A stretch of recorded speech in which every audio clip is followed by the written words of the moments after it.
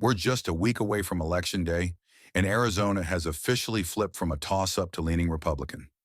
Is this the edge Trump needs to secure another victory?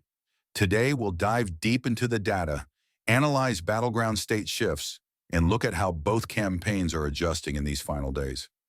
Whether you're following the economic issues, immigration, or the down-ballot races, this analysis could shape your understanding of what's next for America. Buckle up. This is Stoic Venture, and we're bringing you the insights you need as we head into the final week. Welcome back to Focal Point. Today, we're starting with a major shift on the 2024 election map. Arizona has moved from a toss-up to leaning Republican, a potentially pivotal moment. We'll discuss why this matters, what's driving this swing, and how it impacts the broader electoral landscape. If Trump can hold on to states like Arizona, he's in a stronger position, but Harris still has viable paths to 270. Let's dive into the details, analyze the key issues, and look at where the campaigns stand. Arizona is a critical state for both candidates, and this shift is a game changer. With the latest polling data in hand, here's where things stand. Out of the last 8 polls since late September, 7 show Trump with a lead. Harris only claimed 1 poll by 2 points, and even that was within the margin of error. As it stands, this gives Trump a slight lead of 230 projected electoral votes to Harris's 226. But why is Arizona tilting Republican? Beyond just polling, we see a broader trend here. In Arizona specifically, Republican voter registration has surged. 4 years ago, registered Republicans in Arizona only outnumbered Democrats by about 130,000. Today, that margin has doubled to over 280,000. This shows a massive turnout effort, and many pollsters may not be fully capturing this shift. Another factor, Trump's polling consistency. Going back to March last year, his support has stayed between 48 to 50%. This stability in key battlegrounds makes him a formidable candidate, with many predicting he could hold that edge all the way through Election Day. So with this shift, let's examine the broader map. So what does the map look like for Harris now? While she could still claim the 270 electoral votes necessary, she faces an uphill battle. Key states like Wisconsin, Michigan, and Pennsylvania are now must-wins for her. And it's not just about flipping 1 or 2. She needs a near sweep of the battleground states to secure her victory. What's also notable is the recent polling from Minnesota, New Mexico, New Hampshire, and Virginia.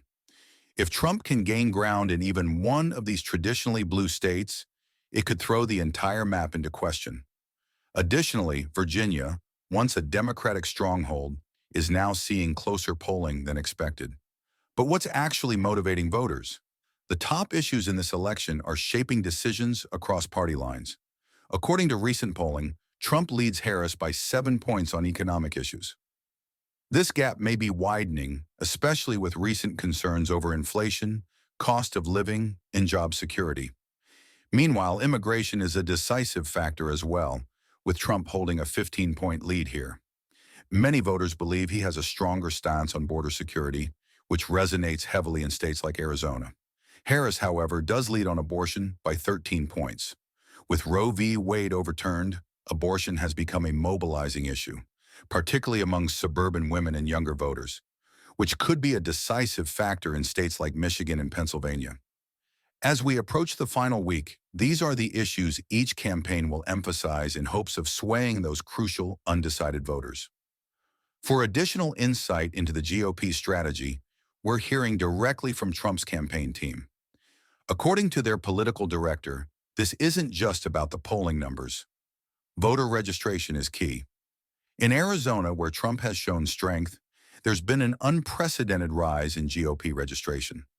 This trend could be underrepresented in polling, meaning Trump's lead might be even stronger than it looks. The GOP's efforts to engage low-propensity voters, those who haven't voted regularly in past elections, are also critical. By targeting and turning out these voters, Republicans hope to build a substantial advantage in early voting and on Election Day. This ground game could be a deciding factor in Arizona, Nevada, and other battleground states. Let's not forget the potential down-ballot impact of this election. Trump's popularity could extend to Senate and House races, bolstering Republican candidates across the country. Early voting data shows that Republicans are outperforming their usual numbers, especially in states like Nevada, where the GOP is outpacing expectations. If Trump's coattails are as strong as they appear, we could see Republicans not only retaking the Senate, but possibly expanding their majority in the House. This would have significant consequences for both parties and could dictate the legislative agenda for the next few years. With just a week to go, each campaign is working tirelessly to secure those final votes. Both sides are doubling down on campaign stops, focusing heavily on turning out undecided and low-propensity voters. Trump's team is emphasizing issues like economic recovery and border security, while Harris is rallying her base on social issues, healthcare, and abortion rights. But could there still be a surprise in store? Some analysts speculate that states like Minnesota and Virginia, traditionally seen as safe for Democrats, might be more competitive than expected. Trump's campaign has hinted at this possibility, suggesting that their internal data shows promise in these states. So what should we keep an eye on as the results start rolling in? First, Arizona will be a bellwether. If Trump wins there by a significant margin, it could set the tone for other swing states. Nevada, Pennsylvania, and Michigan are also worth watching. Early returns from these states will provide insight into turnout patterns and key demographics. If Harris doesn't capture a few critical states by the time East Coast polls close, her path to victory becomes narrow. However, with some polls showing momentum in her favor in the Midwest, it's still anyone's game. Remember, anything can change in the final hours, and early voting patterns can sometimes be misleading. Thanks for watching Focal Point. We hope this breakdown has given you a clearer view of the 2024 election as it stands in these final days. Remember to like, subscribe, and hit that notification bell to stay updated. Drop a comment below. Who do you think will pull ahead on Election Day? And what issues are most important to you this year? We'll be here with live coverage and analysis, so stick with us as we get closer to the finish line. This election is shaping up to be one for the history books, and we'll be bringing you every pivotal moment as it happens.